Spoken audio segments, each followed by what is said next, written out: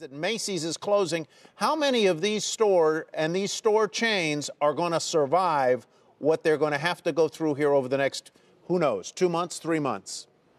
Well, Tyler, that's the first thing I'd say, obviously, is we've all discussed, these are pretty unprecedented times.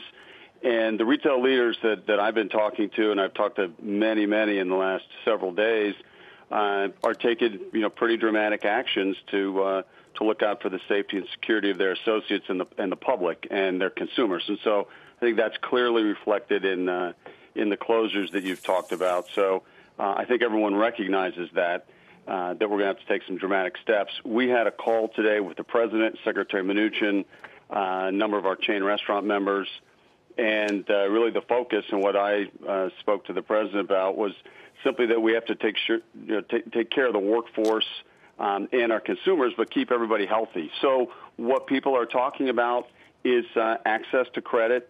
It's finding ways to build a bridge and make sure that we can get through this period of disruption, knowing that we'll get through it at some point. But in the meantime, we need access to liquidity and make sure that those businesses can continue to take care of their employees, and when we get to the other side, take care of their customers. And I think we can applaud the retailers that have taken steps to protect their employees and to protect the public and follow the public health advice that is coming out.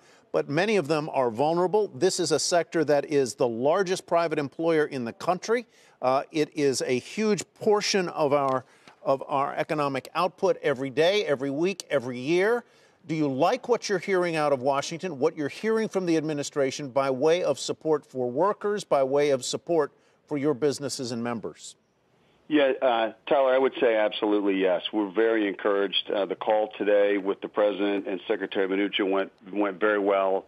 And, I think many of us have lost track of the number of times we've been back and forth with the White House and the Secretary's office and congressional leaders. And people like Speaker Pelosi and Chairman Richie Neal.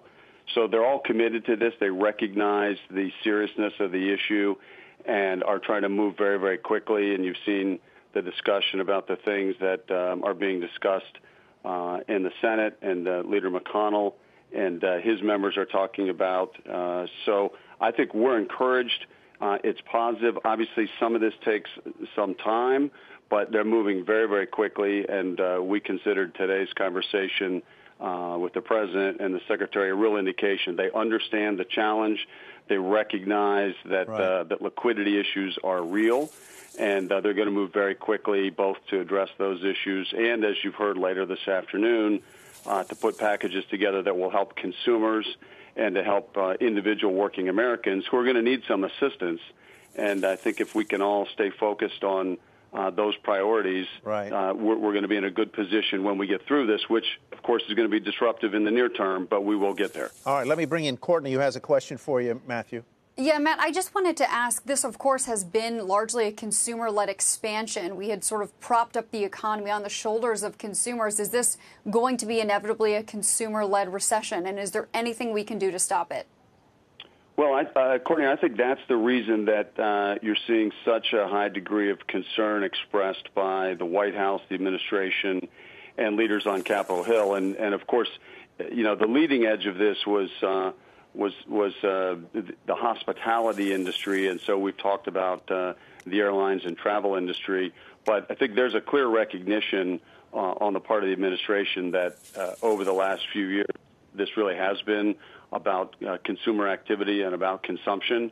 And so they're going to put a high degree of priority on ensuring that the initiatives they put in place are going to help employees get back to work. And obviously, as we know, one person's business is another person's income. Right. So we really need both the small businesses and retailers and service sector to be out there to employ people, because those employed people then become consumers in other parts of the economy. Right. So they're trying to do both of those things at the same time, and I think through the loan programs we'll see coming out of the SBA and some of the things that have been talked about with the Fed that you were talking with Steve about, there's going to be access to liquidity and there's going to be support for consumers, but we really need to do both of those things at the same time to make sure that this becomes a consumer-led recovery.